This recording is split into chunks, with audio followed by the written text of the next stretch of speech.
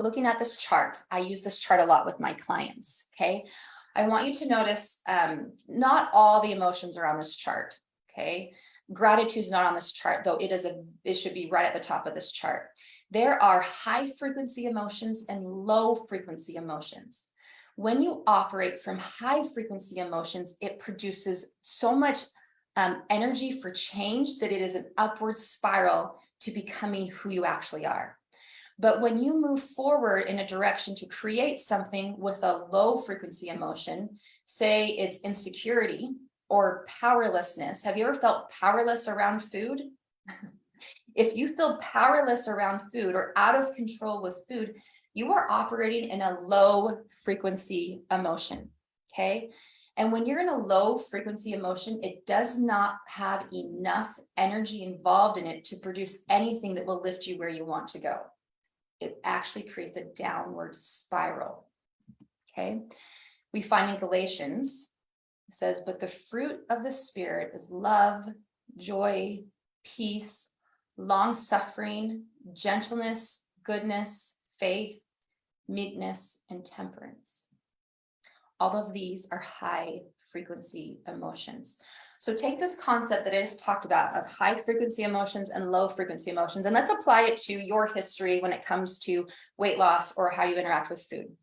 If you're coming at it from a place of scarcity, of I'm not enough, or this isn't enough, and if you're not even paying any attention to your body, but you're plugging in your calories to an app to find out how much you get to eat, then you're completely disconnected from high frequency emotion, where you're operating from a low frequency emotion, okay?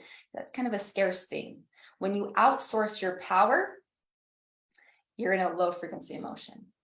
But when you're standing in your power, when you're standing in full acceptance of yourself, then you're in a high frequency emotion. In fact, when you can accept yourself now before you've lost the weight, it becomes so much easier to actually lose the weight, because then it's just a reflection of who you already are. You've changed from the inside out, okay? Then the weight loss is just a reflection of just who you are. And not only that, what I told you is that your desires are who you already are. So this whole process is just a reclaiming of who you are before this life, in this life, and after this life. We're all spiritual beings having a human experience. Darla says, what? We're having a human experience. And so if you're going at this from a place of, I'm not enough, I have to lose weight to be enough, you might lose weight, but it either will not be sustainable, or it'll lead to disordered eating or not a good relationship with your body. Because remember, you are not your body. You are a spiritual being who is housed within the vessel of your body.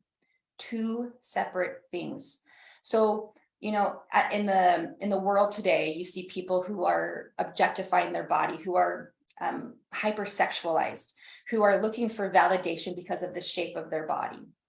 But when your validation comes from within, knowing who you already are, then the outside will follow.